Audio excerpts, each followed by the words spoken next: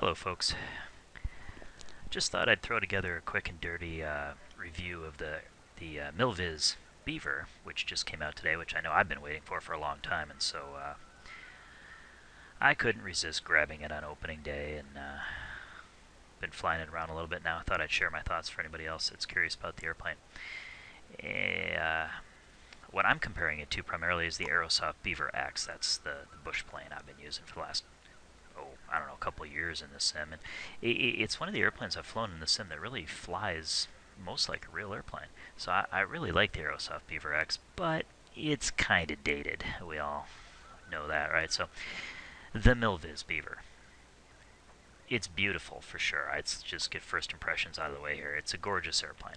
The visuals are spectacular. I'm not showing them off right now because you're not going to get the best sense of them on my computer. This is not a gaming computer at all. It's mid-range CPU. My graphics card's like a GTX 430, so, you know, it's going to look a lot better on your computer than it does on mine, I would guess. But it's still a good-looking airplane. How does it fly, though? That's what I'm most concerned about, and I'm guessing that's what some other people are most concerned about. It flies good. It has a couple quirks that I'll point out. It's not perfect. For all the talk about all the time Milviz was spending with the flight dynamics, I'll be honest, my initial impression was a little bit of disappointment. Where this airplane has its biggest problems is on the ground. It flies great, but it doesn't taxi very realistically for a tail dragger, especially a big heavy one like this. And landing, now I've never flown a Beaver, so I can't speak to how accurate this airplane behaves, but it doesn't behave like other similarly sized and weighted tail draggers. That much I can tell you. It's difficult to stand up on the main gear during the takeoff run. It's difficult to get the tail off the ground. The plane wants to fly off in a three-point attitude, which is an acceptable procedure in this airplane, but it's not a normal takeoff. And you can get the tail off the ground, don't get me wrong, but it seems like it's more difficult than it should be. Taxiing, you'll see what I mean about that in a minute. Landing, it three-points beautifully. It doesn't wheel land very well at all. That's disappointing because anybody who flies tail draggers knows wheel landings pretty much the most fun you can have, right? Landing a tail dragger. Well, this plane just doesn't want to do it very well, and granted, could just be my technique, I mean, but I don't think so. I don't think so. I've had a few landings that should have been roll-on wheel landings, and the thing bounces and porpoises down the runway and slams the tail on the ground. It's disappointing, but that's initial impressions. Let's go fly, and you guys can form your own. And look, there's things it does very well, okay? Its general handling in flight is fantastic. Its stall spin regime, fantastic. It's a lot of fun to fly, so I don't want to try to make it sound like I hate the airplane. I really don't. I just wish the ground handling was a little bit different. But let's take a look at that. Not going to run through the systems. This isn't about the systems, okay? We're just going to get going here.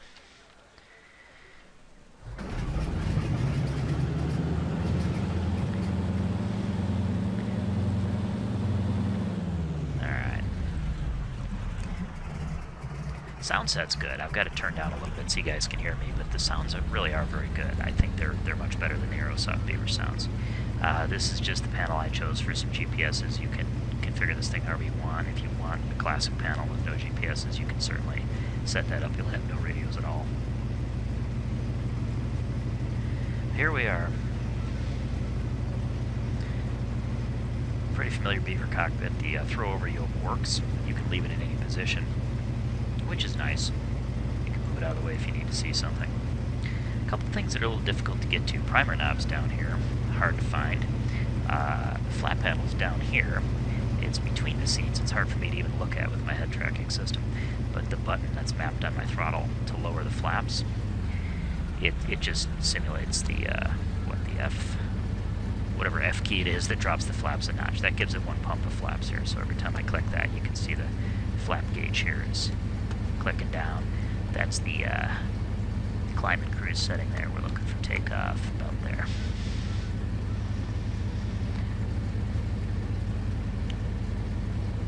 All fuel tanks are full, so she's heavy. Elevator trim set. We're in the passenger configuration. You can configure the back of the airplane in any way you want as well. You can put cargo back there, and that's kind of neat as well. They give you a pretty good configuration utility for that. Get rid of this windowed mode here, and let's go fly. Alright. Trim set. We don't need to lean the mixture for takeoff. We're at sea level. We're at Gilbert Bay. It's a misty mooring scenery in Orbex's... no, I'm sorry. I think it's in Tongass Fjords. Either way, it's a nice strip. I like it. It's certainly a place that you'd expect to see a beaver, but it's a nice, long, relatively flat dirt strip, and so it's not too challenging. I believe the wind's about calm last time I checked my active sky. So we're just going to take up this way. We'll go out over Gilbert Bay, and we'll teardrop back around and land the other way. Alright. So this is going to be a normal takeoff, not a 3-point takeoff. And you'll see I will be able to get the nose down and get the tail off the ground, but it seems to be a little more challenging than it ought to be. Taxiing. I told you I'd tell you about taxiing first. Here's my impression of taxiing. Look, this is a big airplane with a big 450 horse radial hanging off the nose. There should be some momentum when you taxi this thing. Look, there's a rudder input, and I'm going to let go of the rudder now. Notice that the airplane stops turning immediately. There's no tendency to keep swinging through the turn, as there should be once the tail wheel is pivoted. Makes it very easy to taxi on the ground. It's nice in that regard. Doesn't feel realistic.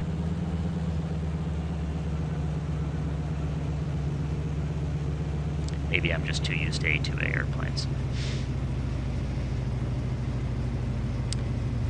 But that's my gripe about taxiing. There doesn't seem to be any inertia or momentum when you're rolling around. The plane just goes where you point it. Now, I know beavers are very well-behaved tail draggers on the ground, but that doesn't seem right. Alright, here we go. Use about 32, 33 inches manifold pressure, and I've got full forward yoke applied right now. It takes some right rudder, torque and P-factor, definitely modeled well. You see the tail just doesn't want to come up there. It finally grudgingly comes off the ground at about 60 miles an hour. Shoot, the airplane would fly here. So here we go. She needs a little right rudder on the climb out. Feels about like an accurate amount of rudder for this engine. Start milking the flaps up. Right over Gilbert Bay, we'll reduce to climb. It says unless you need a higher performance climb, 30 inches manifold pressure and 2,000 RPM is a recommended climb.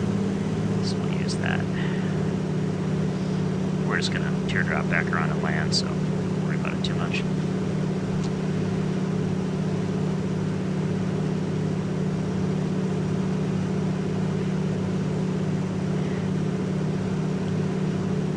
She trims out real nice. Level off around 600 feet here.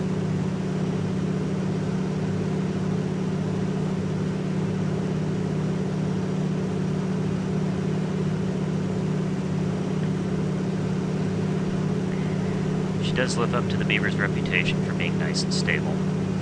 I haven't tried flying an ILS with it yet, but I suspect it would be a good platform for that. Maneuverability is good. Those are not full-scale control movements, but they're maybe 3/4 scale. You see she's responsive.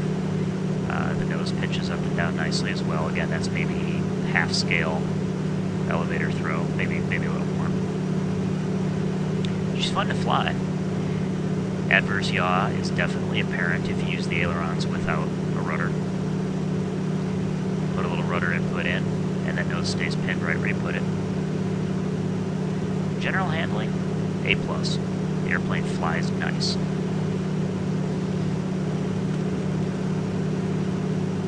I just oversped the flaps, but c'est la vie, right?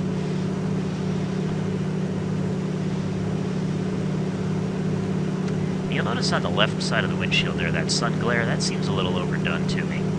But it is a nice touch, so I guess I won't complain about it too much. Alright, we're heading back, straight back towards the Gilbert Bay Airfield now, opposite of the direction we took off. And we'll go ahead and make this a 3-point landing.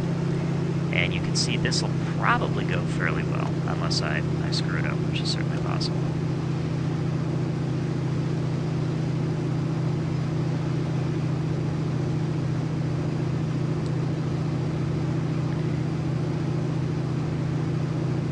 Definitely likes to be finaled about 80 miles an hour. Less if you have a landing critical landing distance. But we certainly don't today. This is a nice long runway for a Beaver, so we're going to stick with about 80 miles per hour. There's landing flaps.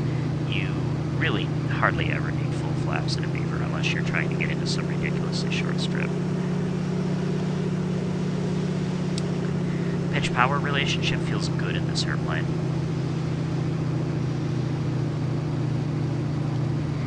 Stability that such a big fat-winged platform with a heavy engine on it and those 3 big fuel tanks under the fuselage would create it. The platform does seem as stable as I think it would be. So,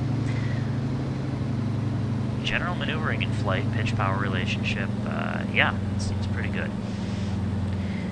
And the 3-point landing seems pretty good too, although the ground handling is maybe a bit tame. There's no tendency to ground loop at all, but then with those 3 big fuel tanks under the fuselage instead of fuel in the wings, that keeps the CG lower, and it's a very wide main gear too, so maybe this airplane really is just that stable on the ground.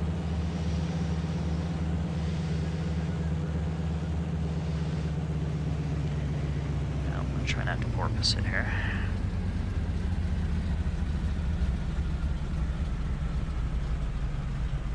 Come on. Anytime now.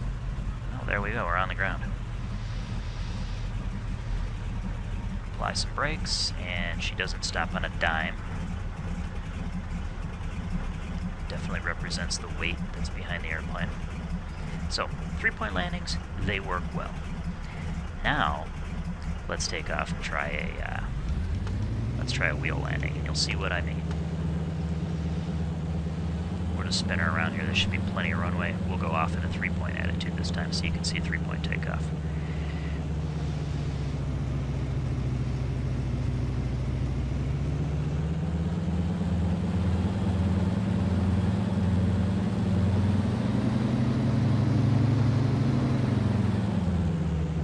Again, I would like to see that tailwheel break loose and see a little tighter turn out of her with differential braking, but that is what you get. Alright, takeoff flaps are set. Trim's good. This will be a 3-point takeoff. And we'll do a maximum performance takeoff here, so we'll use full throttle. I'm not applying any forward stick or back stick. I'm just letting her run in a 3-point attitude till she flies off the ground. Right rudder is very apparent here. Tail just came up on its own, and we're airborne. There you go. It kind of surprised me that the tail came up on its own, and yet it's so difficult to get up when you use forward stick. It seems like the elevator should be more effective than that.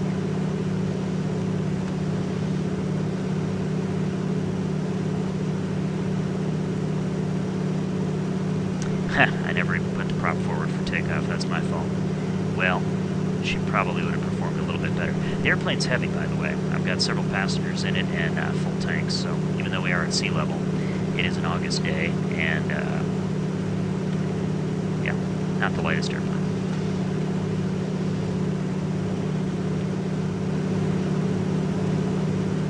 Alright, let's go back and try a wheelie. I'm just going to shove the prop forward now before I forget.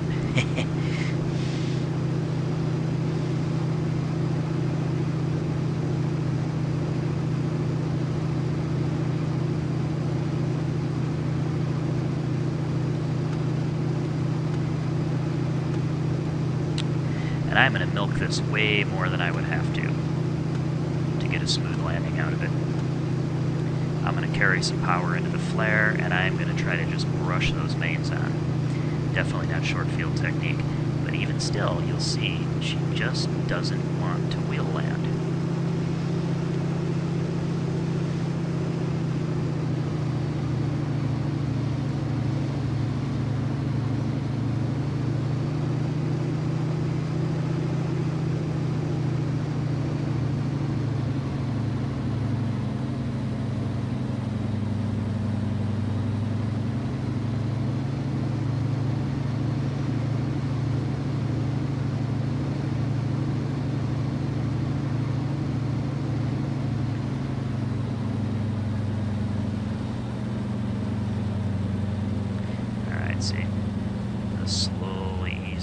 Almost idle, but not quite. Just brush those mains on. There. Power's at idle. Stick full forward. You can see the nodding we did. The tail is off the ground, but not by much, and it's coming down. There, now it's on the ground. So that was a wheel landing. Probably the best one I've done in this airplane. But it certainly seems contrasted from other airplanes where you can hold the tail off the ground almost as long as you'd like. I don't know. Maybe this really is how Beavers handle on the ground. But it's certainly not how I've seen them flown, so I'm skeptical. Still, it is a pleasant airplane to fly. So tell you what, let's do another max performance takeoff. And I do want to show you the stall and spin characteristics of the airplane now. Yes, you're not supposed to intentionally spin the airplane, but this is impressive. I don't know. My suspicion is that Beaver is probably much more tolerant of a stall than this airplane is, but this feels like a stall in an airplane that is a little bit twitchy in directional stability. The spin characteristics are really good, honestly. They rival A2A's modeling of spins. Okay, here we go. Another max performance takeoff. You can hear the surge from the prop governor there as I jam the throttle forward. That's nicely modeled. Good bit of right rudder needed this time because I've got the prop all the way forward. And we're flying, look at that. Try to pitch up and climb out at a steep angle to get over trees and stuff here. She gets off the ground pretty good.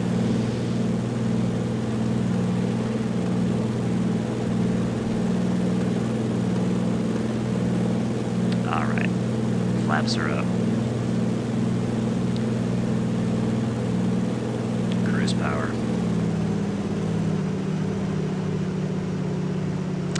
Go ahead and slew us up a little bit here. Get some safe altitude for this. Okay. Oh, by the way, the mixture's modeled very well too. I've done some high altitude strip flying in the Orbex bush strips in Papua New Guinea, and you really have to lean the mixture for takeoff. It's really well modeled. Alright, so let's just do a gentle power off stall straight ahead, and I'll recover at the first indication of a stall here. No stall warning, it's all aircraft handling. There's the buffet. There she brakes. Look at that wing drop, even in a power off stall, and I caught it with left rudder right away. You see? Now, let's try power on stall, which I haven't actually tried yet, and I suspect is going to be maybe a little challenging. Let's just use 25 inches. Probably be hard to get her to stall otherwise. Yep, there's that wing drop. There's a secondary wing drop. Dancing on my rudder pedals here. That is really well modeled, guys. Now, let's try an actual spin. Spin to the left. We'll do 4 turns. And we'll do 3 turns. We're not that high. Back stick, left rudder. She hangs, but then she'll start spinning again here. 1, 2, 3, recover. Well, that was 3.5. We came out the other way there because of that hang-up. Good stall spin characteristics. A lot of fun. A lot of fun. Pulling tight turns through the valleys at a slow speed, trying to get into a tight strip that's wedged in a curvy valley there. If you pull a little too hard and you stall this thing, you'll have to be on top to rescue it. Alright, let's see how full flaps perform. Because in a real Beaver, full flaps will let you come down like a brick. And there they are. Let's just come down at 80 miles an hour here and see how we do. The Aerosoft Beaver would definitely be coming down a lot steeper than this. I mean, we'd be going to hit the water somewhere out here in the Aerosoft Beaver, whereas with this thing it looks like we're going to be near the end of the runway. However, for all I know, this is more accurate. Never flown a Beaver, I have no idea. Here's another thing that's modeled really well. Slips. Crosswinds are a heck of a lot of fun in this thing. So here's a side slip, but forward slips and crosswind landings are also fantastic in this thing. Alright, that cost us enough altitude. We'll try a power-off wheel landing here, see how that works out.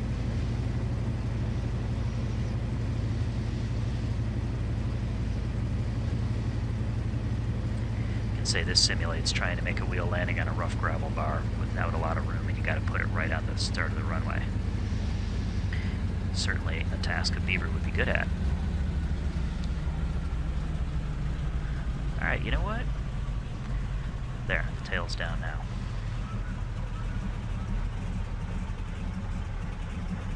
You know what? That wasn't bad at all. Maybe I've been carrying too much power in an effort to make smooth landings, and I've been making it, making the plane oscillate. I may have to retract some of what I said earlier. That was a nice wheel landing. I'm not giving myself credit, I'm saying the airplane did a good job. Alright, yeah, the more I fly this thing, the more I'm liking it. Tell you what, I'm going to cut the video here. We'll come back, we'll take a look at a couple of the other variants. Alright, well here we are still at Gilbert Bay, but I've brought us over to the seaplane ramp, and we're on our Alaska Forestry Beaver on amphib floats. Water physics are good in this thing, but I figured you'd like to see a takeoff and landing, so let's do that real quick. You can see the animations on the outside, there's the water rudder. Gear animations are good as well. Interesting thing is that the system used to raise and lower the gear is a handle and a hydraulic pump between the seats again, near the flap controls, and again, difficult to get to, easy enough to map a view to, but I haven't done it. So the weird thing is that the only gear indicator that I think there is on that pump system between the seats, and so for now it's easier for me to just go to an outside view and make sure the gear is up or down.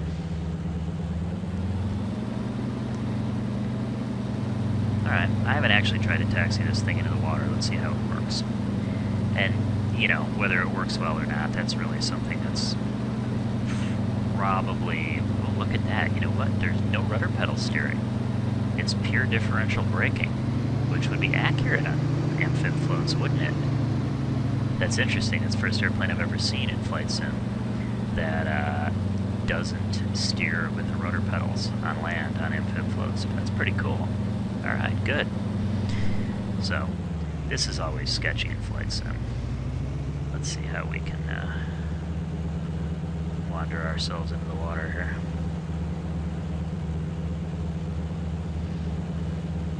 Yoke's all the way back.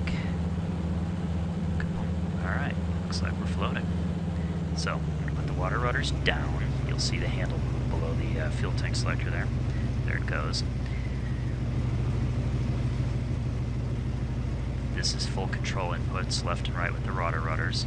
Obviously we're going very slow and the airplane's still leaning to the right as you turn to the left, so if you have any speed at all you have to be pretty gentle with the water rudders, which is exactly correct. Now I'm going to put the gear up. I hope. I actually have no way of knowing if the gear's coming up or not. Oh yeah, I do. Watch the nose gear. See the little wheel on the front of the float? Watch it extend. There, you see. So here they're up. And again, that's just specific to my system. I haven't mapped a view to look down between the seats yet to see the indicator.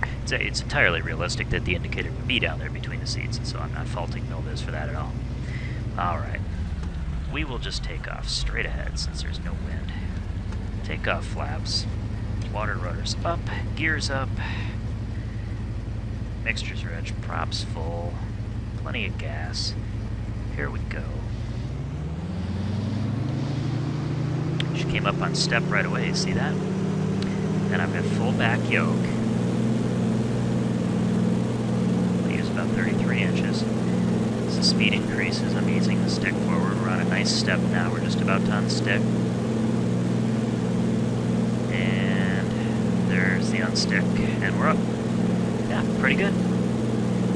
As good as you're going to get in flight sim, that's for sure.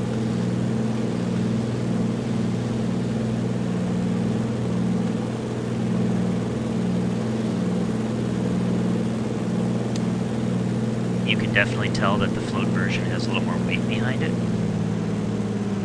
and a little more drag. It doesn't accelerate as well, and it doesn't climb as well. But it still certainly gets you off the ground. There's that sun glare again that may or may not be overdone, also may be specific to my computer, so.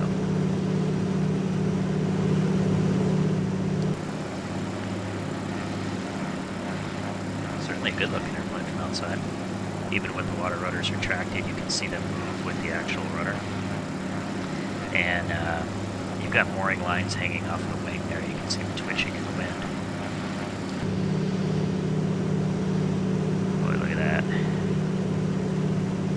Southeast Alaska's gorgeous. Makes you just want to fly up all those inlets, doesn't it? We'll stick around Gilbert Bay here. We'll go back, we'll do a water landing, and then we'll switch to the ski airplane if I have time, and we'll try to take it up to the glacier. I have not tried the ski airplane at all yet, so we'll see how that feels.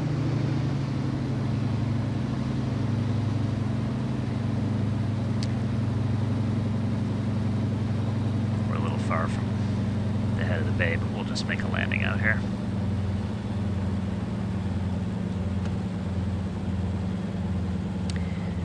Performance as you drop flaps is accurate as well. Watch. Let me get her trimmed out here. Alright. Also, there's always a very slight rolling tendency to the left, even when the ball is centered, and that would be normal given the torque of this engine. So, okay, I'm going to pump down a couple notches of flaps. Watch. There. See the tendency of the nose to rise with flaps? It's entirely accurate for a high-wing airplane. And the floats, my guess, would be offset that a little bit. The wheeled version actually has more of a marked pitch-up tendency with every notch of flaps. So that's pretty cool. Alright, so there's landing flaps, 80 miles an hour.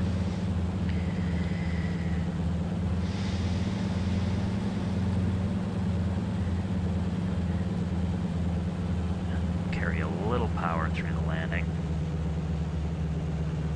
Sure we don't dig those floats in. There, we're on the water. Power's idle. Yoke's all the way back. We're still on step. And you can watch her come off a step as we slow here.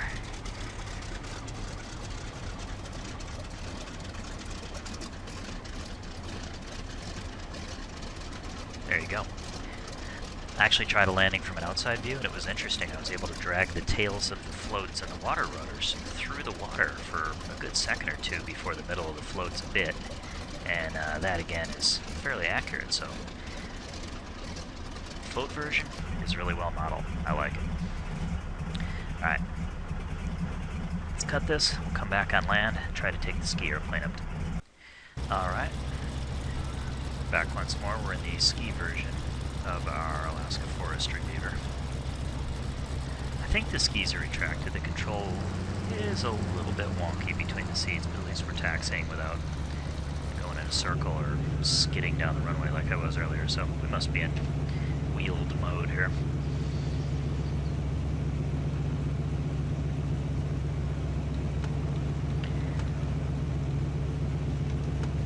There's takeoff, flaps, trim, full of gas. What we're going to do is take off this time. We're going to make a left turn, and we're going to go up Tracy Arm, and we're going to find the South Sawyer Glacier and try to land on it. I'll time accelerate it. If it looks like it's going to be a while, I'll just cut the video and come back. But anyway, here's the takeoff. Should not be any different than a wheeled takeoff. I'll try to lift the tail.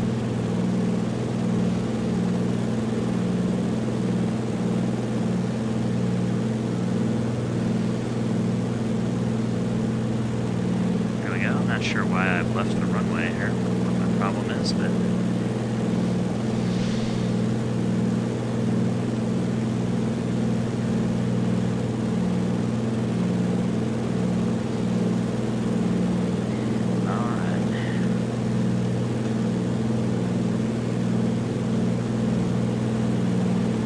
yeah, that takeoff felt different. I don't know if it was because of the skis. It may be a lack of systems understanding on my part. I was trying to figure out whether the skis were up or down, and to tell you the truth, I'm not even sure. So, I could probably take the blame for that one.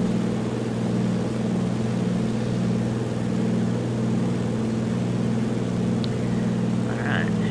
I'll tell you another thing I haven't tried yet is the autopilot, which we're going to try right now.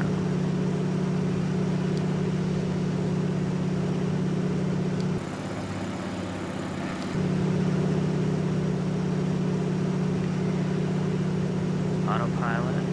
We're going to go nav. At least I think we are. Why can't I click this?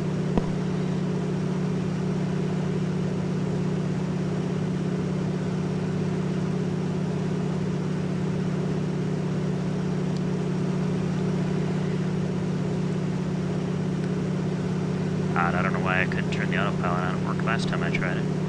It works from here. GPS selected. I believe it should track the GPS.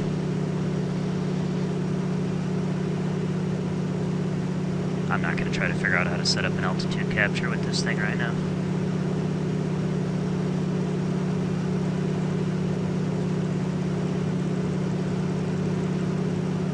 We don't want to go particularly high anyway.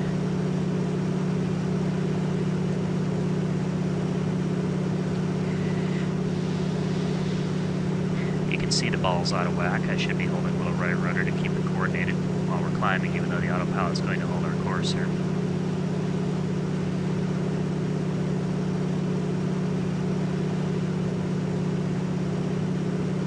And since we're going to remain over the water, I'm going to say 1,500 feet is plenty high enough, so I'm just going to hit the altitude button, and that should capture the altitude I hit it at. There we go. The airplane pitches up higher.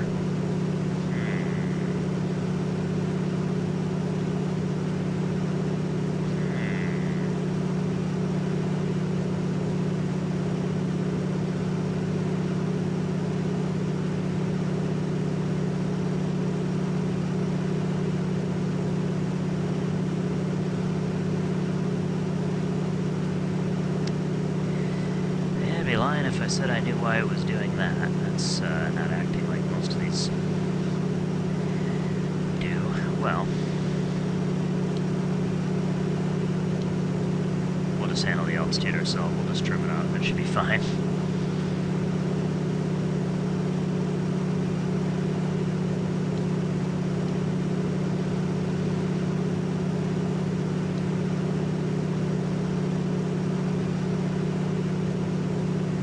Presumably we're going to make a left turn. Okay, so the nav function's working anyway. Get back down to 1,500 feet. There's no point being up here.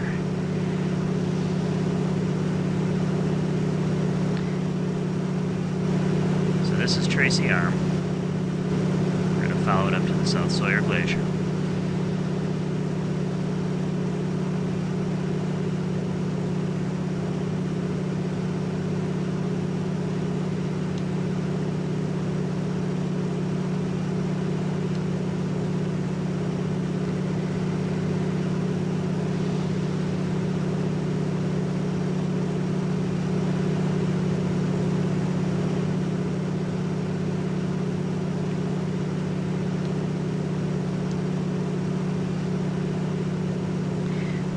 They're pretty good turns in here. I'm not sure if the airplane will be able to track this course or not. We'll see if it can fly the line without smacking it into a wall.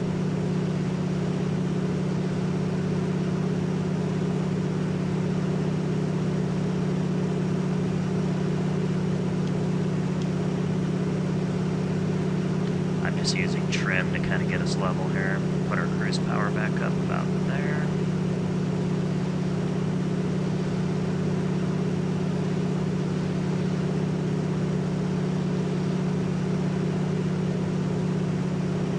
So the autopilot's controlling the lateral navigation of the airplane. We are controlling the altitude, so we've just got it trimmed out around 1,500 feet. And that should get us there just fine.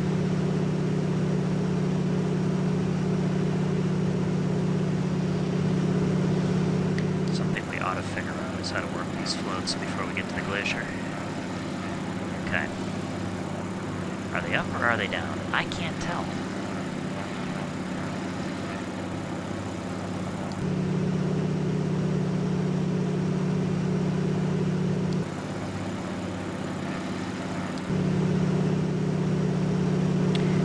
This handle here.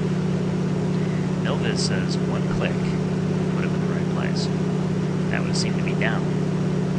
Okay, there, the handle just moved to the up position and the pump is occurring. It says it has to pump a bunch of times. Can we tell if they moved at all?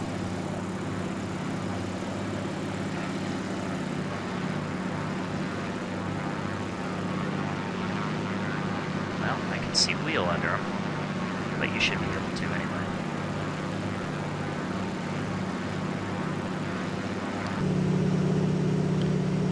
Yeah, we almost did make that turn, huh? You can see how slow my computer is at loading the textures on the walls of this valley. Of course, the fact that I'm running the recording software doesn't help, but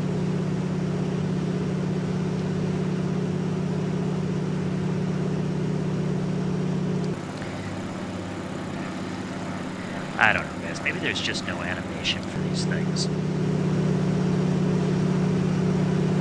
Pretty sure this is the ski selector. We want the skis down, so I'm going to put it down.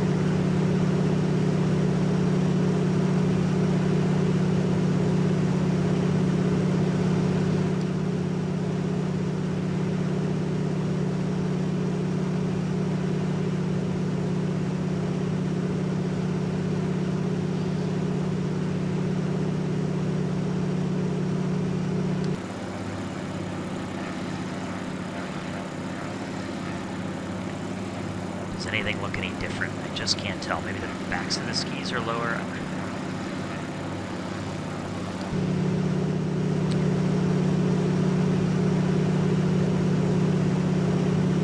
I don't know. The selector is in the down position now, though, so we'll just leave it there. We'll land on the glacier and see what happens.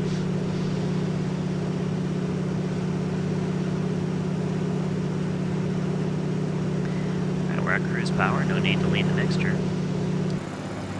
This is Tracy Arm, and believe me, it does look a lot better than this. You can see the better textures are loading as we fly by them. My computer's just loading them very slowly, even slower than my computer usually loads because I'm recording. You can see that valley looks good, but the rock walls on the sides haven't loaded up yet. That one's just starting to. Yeah, if you've never been up Tracy Arm, it's worth coming up and checking out. It's pretty cool. I think this is the one where Misty Moorings has an add-on scenery that adds a bunch of icebergs in this arm, because there's several glaciers, or at least a couple, that calve into here. I obviously haven't turned that scenery add-on back on, because we're not seeing any icebergs yet. Or maybe they're just at the head of the bay. I don't know, we'll see when we get there.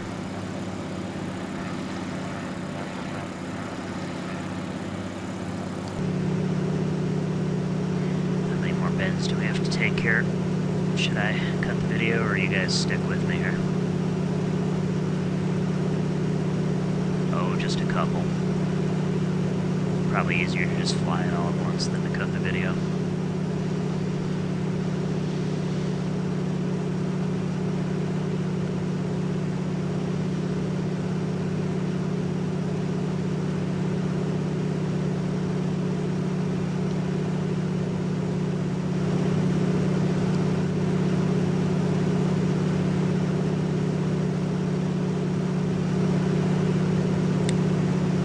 I'll tell you what, the more I fly this thing, the more I really am liking it. I may have been a bit too harsh about its ground handling in the beginning. It may not be perfect, but it does a pretty good job. Interesting lake up there. If we were on the amphib, that would be a fun place to go land, huh? We gonna hit this wall? Nope, not quite. But we're not exactly in the middle of the arm the way the flight plan says we should be. Well... Autopilot's off.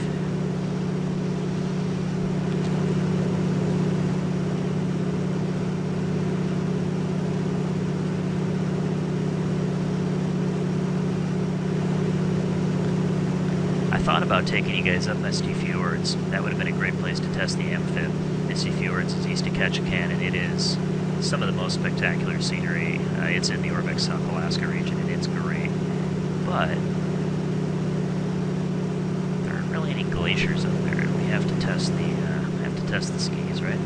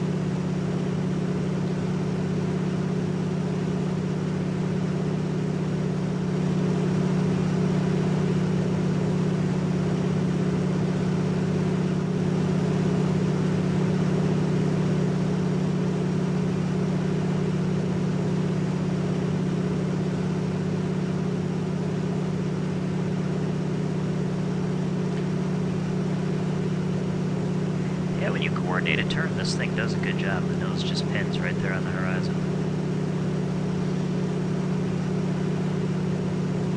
The controls are really well balanced too. One thing I find about A2A airplanes is the controls are far too twitchy. This airplane flies just like a big heavy tail dragger like this would fly. Well, the fact that it's a tail dragger doesn't have any bearing on how the flight controls work in flight, but you know what I mean, a big heavy airplane of this size.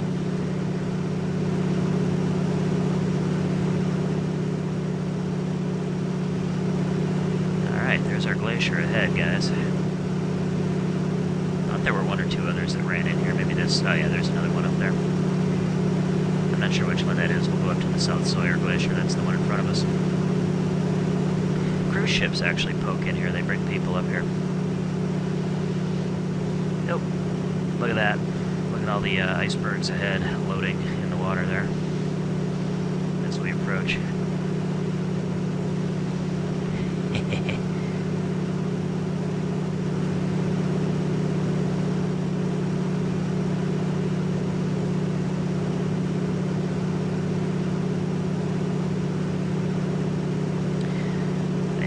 See, I mean, it's even apparent in the simulator here how much this glacier has retreated in the recent past, and you can see where these walls are sharply carved.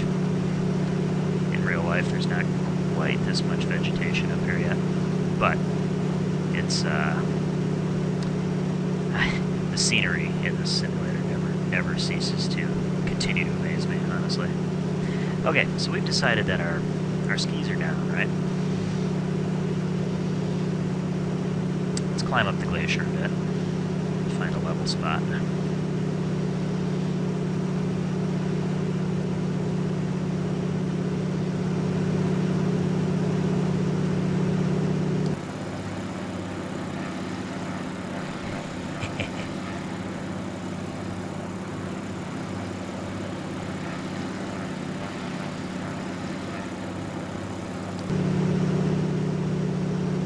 Tell you what we'll do is we'll just... Looks like it climbs up a bit and then levels right about where the sun hits it. We'll go up there.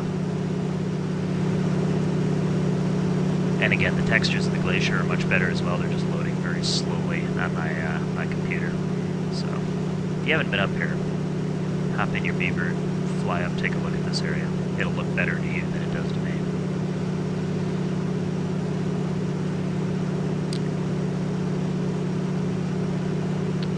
Alright, just like any other sloping runway, we will land uphill. We'll current or pressure ridge seam I see. We'll use regular landing flaps. And we'll see if it feels any different than a wheel landing. I really don't know if it will. I guess where we really should have gone is one of the Misty Mooring SERP ice research stations. Those things are great. But we're here now.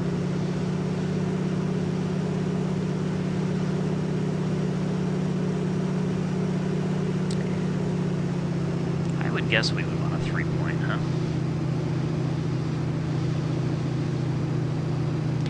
Got a little more uphill than I intended it to here. Maybe we should climb up over this.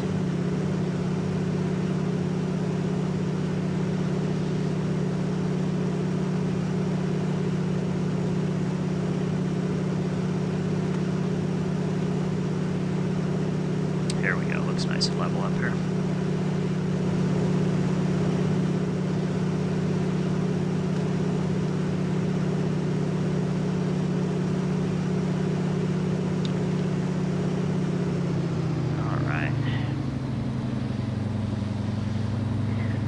It is hard to judge your height above ground here on such a featureless thing, which is, of course, true to life, just like landing a seaplane. There we go. We might have touched a hair tail first. Is it slippery? Any more slippery than the ground?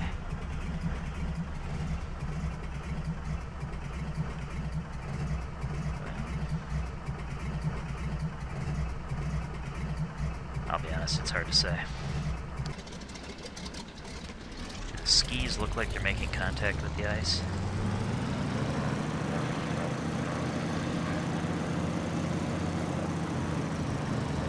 Well, they are moving a little bit, aren't they? Alright, now what if we come to a halt and we put the skis up?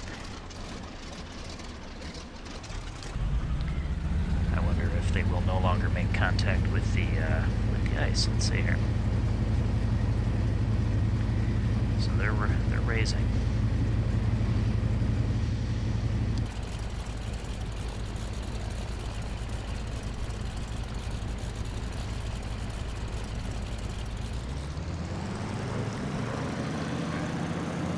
Nope, see, I'm stuck in the ground now. So I've got a ski stuck in the ground. This is what happened to me on the ground at Gilbert Bay.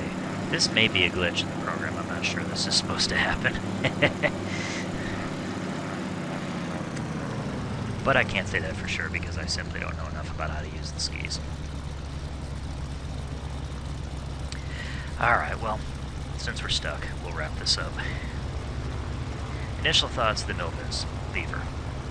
I was maybe a little harsher than I should have been on it in the beginning. It's a heck of a lot of fun to fly. The visuals are beautiful. In the air flight model, excellent. Stall spin regime, excellent. Pitch power relationship, excellent. The inertia and the weight of the airplane that you can't really feel on the ground, you can feel in the air. It flies great. I still think it taxis too easily. I don't feel like there's enough inertia behind it when you swing that tail around. 3-point landings are great. Wheel landings are... I'm feeling better about them than I was when I started this. I think they're pretty good. I think I was just carrying too much power. And I'm getting used to the takeoffs as well. Overall, man, it is a great airplane. Do I feel it's worth what I paid for it? Absolutely, no question. I would buy it again. Alright, hopefully somebody found this interesting.